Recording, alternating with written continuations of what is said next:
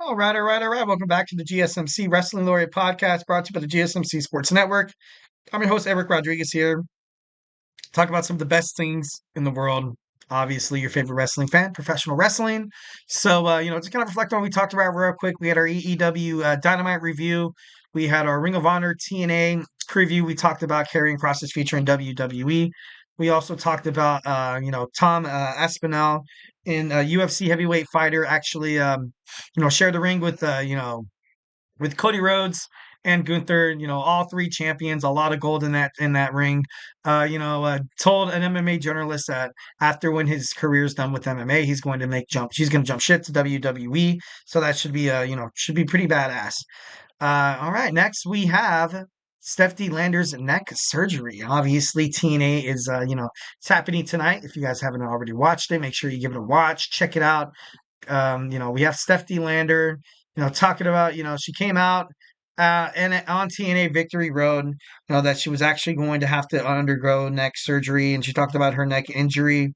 The fans, kind of had mixed reactions. I remember it was a little unfavorable to a couple of wrestling news journalists. I don't know. I don't know. It's kind of crazy. So the procedure basically involves the fusion of the C5,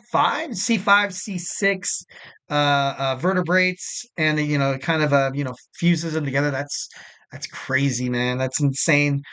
She took to social media basically saying that, hey, I'm here with my brand new neck. And she also joked about getting a BBL, which was, kind of silly, kind of funny. Thought that was pretty funny. She's going to be out of action for at least 6 months. For at least 6 months. We're not going to have Steph De Lander right now on the sideline cheering on PC, or on the sideline cheering on Matt Cardona.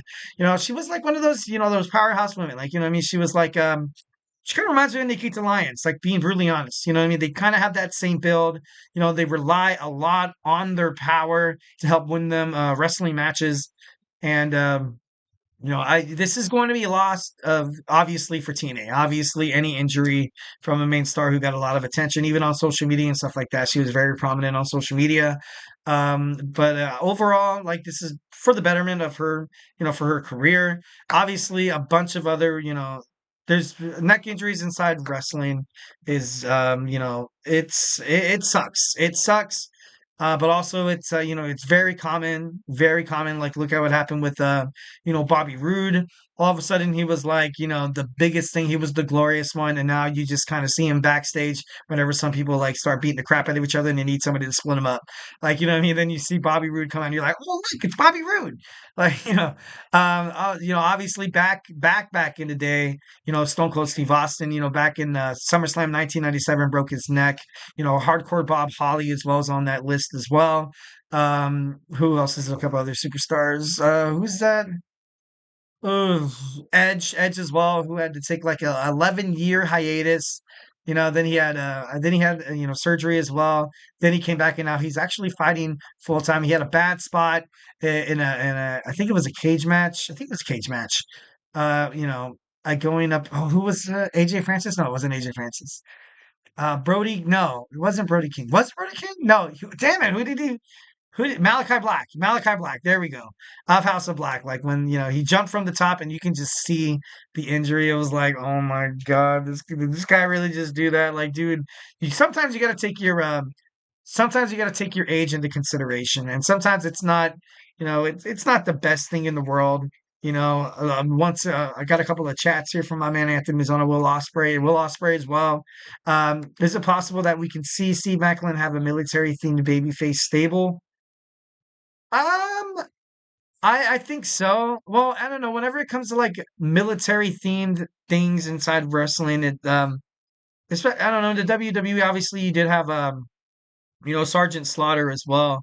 And then even when Bobby Lashley came back from wrestling in TNA, he was kind of like glorified for the his time as an armed forces veteran. But you never really kind of see that kind of thing in wrestling. I feel like it has a possibility at this point. Why not try anything? Military obviously very supported by the public. Basically you can go to any American Legion Hall and be absolutely loved, and it'd be a great way to kind of appeal to that age demographic, that key age demographic of 19-year-olds to 41-year-olds, because you can kind of assimilate professional wrestling and kind of appeal to a lot of different ages. Like you have a lot of you're never too old to go inside the army. Like, well, of course, some predicaments you are, like, if you have health issues or if you're not physically capable or something like that, they're like, you know what, we won't take you. You know what I mean?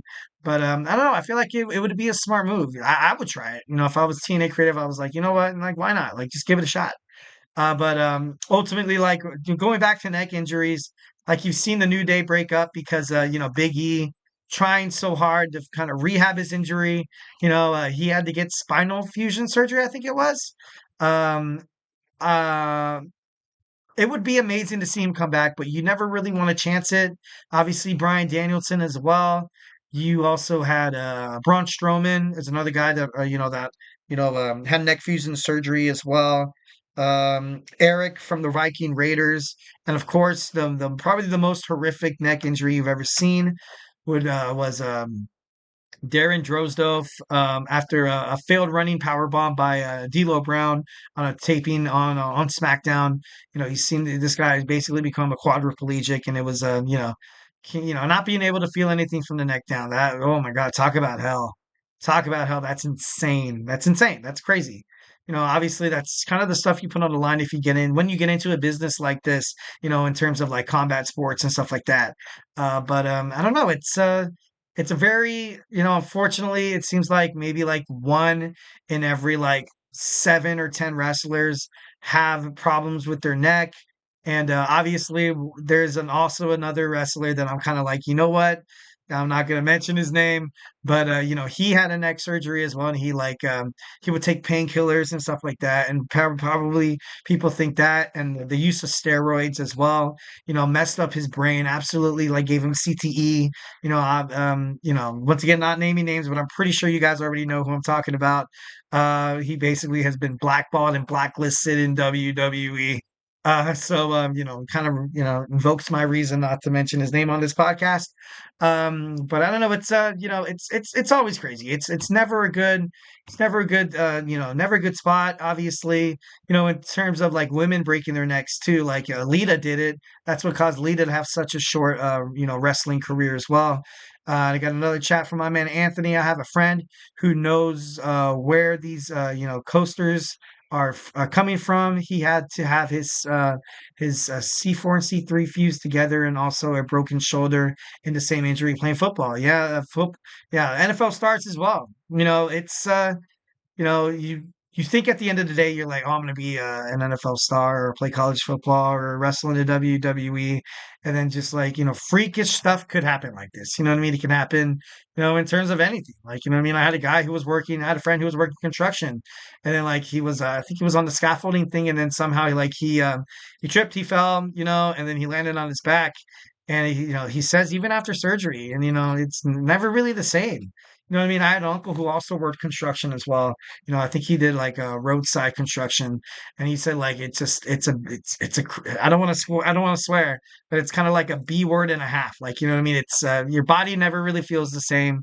When you walk, when you try to do anything physical, like you can't do it. Like, just imagine if like you want to just like get up and like walk up to the bathroom, and your body's basically telling you like, no, you can't do that. Like, it's then it and unfortunate stuff comes out of stuff like that. But following passions and trying to do what it takes to make a buck, that's why I feel like some of these physical expressing jobs in the workforce, definitely that's the reason why they pay these guys a little bit more. Maybe perhaps should pay them a little bit more and cover all healthcare expenses and stuff like that. But I'm not a politician. Free healthcare for everybody. I'm just kidding. That'd be I've actually did a research paper how universal healthcare could be good, it could be bad, but I don't know, it's kind of crazy. Got another chat. Is professional wrestling still as bad when it comes to these wrestlers being addicted to painkillers and opioids to manage pain? And it's not as bad as yeah, no, it was way worse back then. I feel like, but then again, like now within this day and age of social media, I feel like everybody's life is kind of in the limelight. Everybody could essentially be their own public relations representative. You want the audience to see what you want them to see. Like, you know what I mean? I feel like drugs inside the United States, is a little less Well, I don't know. I could be a jackass at thinking this way. Maybe it's just me being hopeful. Maybe in the United States, and maybe drugs are less regulated. Illegal substances like opioids or methamphetamines. A lot of these wrestlers did turn to painkillers because you couldn't really afford to lose your spot inside professional wrestling. It was a cutthroat industry. It still is. But I feel like as of right now, especially with Triple H, Paul Levesque, a lot of people kind of see all these wrestlers getting laid off in WWE, like, oh, what's Triple H doing? He's cleaning house. He doesn't care about these guys and their, the wrestling careers. You know, the fact I feel like Triple H is hiring or his signing superstars that he ultimately knows they're gonna have a storyline for. Injuries do happen. So in that case, you do kind of fall back on some of these other wrestlers. But I feel like it's less cutthroat now. I feel like the safety of professional wrestlers are at the utmost, priority. You don't see, weapons anywhere. You don't see chair shots. Like, look, like in a tables, ladders, and chairs match, sometimes some guy literally goes through one table and then he's hit by a chair, like when they kind of shove it in the side right here, where it doesn't really cause any damage. Well, if it's botched, then it could. And then they get up on the ladder. They don't use the ladder as a weapon anymore. They're kind of more keen on like throwing people like through the ladder, which is still sometimes that looks like it hurts. Like it's crazy. But as of right now, I feel like professional wrestling is doing a lot more better in terms of protecting the wrestlers. Obviously, there's a couple of spots on AEW that I'm kind of like, I'm just kidding. No, I'm just kidding. Don't want to throw any shade or start any conversations about that. But I don't know. It's just kind of crazy. Just kind of looking back on what Steph De Lander was all about. She's 27 years old. Kind of young to have neck fusion surgery. She's from Melbourne, Australia. She was in NXT, obviously, before she made her way back to TNA. She was known as the Persia Parati. She was released in April of 2022. Wrestled for Melbourne City Wrestling, Newcastle Professional Wrestling. She's actually the inaugural MCW champ. She made her TNA debut February 2023, and she's a Maltese descent. She came out as a bisexual in 2019. Wrestlers, like I was talking about earlier, with neck fusion surgery is, it's hard, but it's the harsh reality of professional wrestling. Obviously, injuries do happen. I don't know. It's just it's kind of crazy. It's kind of crazy. To me, the hardcore style needs to be retired. I think this is what caused most of these guys to be seriously injured at the end of their careers or have, having multiple surgeries. And I agree, 1,010%. A lot of people do give, professional wrestling a bad rap for being so-called fake. But, a lot of wrestlers, even Hulk Hogan said he's had like 28 to like 30 surgeries in his life. Obviously, Mark Calloway, The Undertaker as well. Sometimes, it's physically excruciating. You're putting your body through a lot of scrutiny. You know what I mean? But I do like your point of how nowadays the hardcore style needs to be retired. They recently, WWE has recently kind of allowed blading to come back to WWE under major spots, which, blading could make or break a feud or a rivalry. I feel like it is dangerous as hell. But like I said, I grew up during the Attitude Era, and I feel like a lot of people who do love hardcore styles are probably ages. Damn, I'm 32, so probably ages from like 30 to above in terms of wrestling fans. I feel like nowadays wrestling fans are like, not really, they kind of got that, that PG era of professional wrestling where there was no, for the longest time, there was like really, really never any kind of hardcore, kind of sense, and with the WWE Monday Night Raw coming to Netflix, I'm not sure if anything's going to be kind of reincarnated to be like, hey, you know what, since we have to compete with a lot of because you turn on Netflix, what's the first thing that pops up? Hey, why don't you go ahead and check out this show? It has this many stars. Oh, hey, let's go ahead and show you our top 10. Monday Night Raw needs to be in that top 10 to acquire new wrestling fans. That's the purpose of this deal. And it's just, I don't know, it's kind of crazy. This is kind of crazy. And like Anthony said, I'm not too keen on them bringing back a lot more hardcore spots, especially when you're trying to protect the careers. The best thing about you know in terms of wrestling or even football, baseball, basketball, you name it, someone's physical capabilities are great. Someone's, agile abilities, their speed capabilities, but the best thing is obviously their availabilities. Why would you want these guys, going at each other, hardcore, and then, someone gets injured, and then like a promising rising star, that has a lot of momentum. Their momentum is absolutely demolished because they get injured. Look at what happened with AJ Styles. Obviously, it was AJ Styles' injury was a total freak accident. Obviously, it had nothing to do with hardcore, but it was just the fact that he went in there, and a lot of fans were so excited. He had such a positive affirmation from the fans that I was like, "Oh, AJ Styles, he's gonna come back as a baby face, and he's gonna go on a maybe like a United States title run. Like that could have happened, but he got injured. And injuries do happen, and it just sucks how it just it comes to athletes, and it's like a screeching halt. That's what makes me mad when my boy Anthony Bassano. That's what makes me mad when athletes, to have 6 or 7 months off for an off season, say that pro wrestling is fake when these guys are performing 365 days a year, and yeah, they're traveling too. They don't get to see their families and stuff like that. Like some of them do make the trip and they fly home maybe once every 2 weeks. But it's very, obviously you have to be the top guy getting paid multi-million dollars for that to happen. But you're right. You can't perform 365 days a year if you're putting your body through this excruciating kind of pain. So, agreed that hardcore wrestling probably needs to kind of ultimately put it to bed. I feel like that's the reason why AEW did retire the FTW championship, in my opinion. But, I don't know. Wrestling in itself, it's hard. Sports, if you're a sports athlete, that's why they get paid millions of dollars, and that's the reason why agents, and that's the reason why you see posts, per Adam Schefter of how these guys are holding out for a deal because once when like you're injured, like they're gonna give up on you, like what I mean. They're gonna let you go. They're gonna sign the next big thing. That's why you kind of have to protect your own ass in terms of trying to get a good deal, trying to get as much money, trying to get as much, basically much revenue as you possibly can. Because as a sports athlete, nothing's really promised. You got to take it day by day. Anything in practice, you can have a slip up. Like, look what happened to Paul George when he was playing in the preseason in the NBA. Like, and then now they're like, oh crap, now what's gonna happen with that? So I don't know. It's just it's just injuries. Injuries suck, man. Just sucks. All right, guys. Well, thank you guys so much for tuning in to the GSMC Wrestling Laureate Podcast brought to you by the GSMC Sports Network. I'm your host, Eric Rodriguez, bidding you farewell. Hope you guys have an amazing night. Just remember to Superman punch that like and subscribe button to the show. Follow us on Twitter/X, Instagram, TikTok, and Facebook for more content and updates.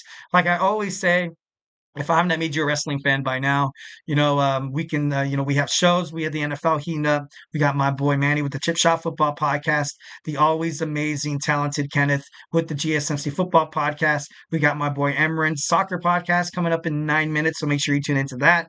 If you're looking to get into soccer, or if you're already a diehard soccer fan or a seasoned veteran, this is the perfect spot for you to watch and, get some of your breaking news in terms of the world of soccer. So make sure you tune into that. We also have college football heating up on Saturday. I think Texas is going against Georgia, that a lot of fans are kind of getting excited over. I've recently become a Texas fan because I work at a senior living facility, and one of the guys, he's a diehard Longhorns fan, and I was never a fan of college football. To be honest, I'm still trying to get into it. It might be painful sometimes. I'm like, oh, like look at these scores, like what I mean. But it's not the NFL. But a lot of people still love it. A lot, diehard fans. So I think that's cool. So tune into Tommy's GSMC College Football Podcast. Make sure you tune into All Around Sports with my boy TJ with the GSMC Sports Podcast. We also have Sports by GSMC with Jeremy. Make sure you tune into those guys as well. They're all very talented, as they are amazing. So we also have fantasy sports. A lot of you guys run fantasy leagues out there. Find out your stardoms, your situms. Find out who to pick up off the waiver wire. Watching my boy Chris Shepard on the GSMC Fantasy Sports Podcast. Make sure you tune into that. Tune in all these amazing podcasts, and I guarantee you, give it the Eric Rodriguez guarantee that you guys would never, ever, ever regret subscribing to such an amazing sports network. So, yeah, once again, love you guys. Stay beautiful. Have an amazing night, and yeah, see you tomorrow.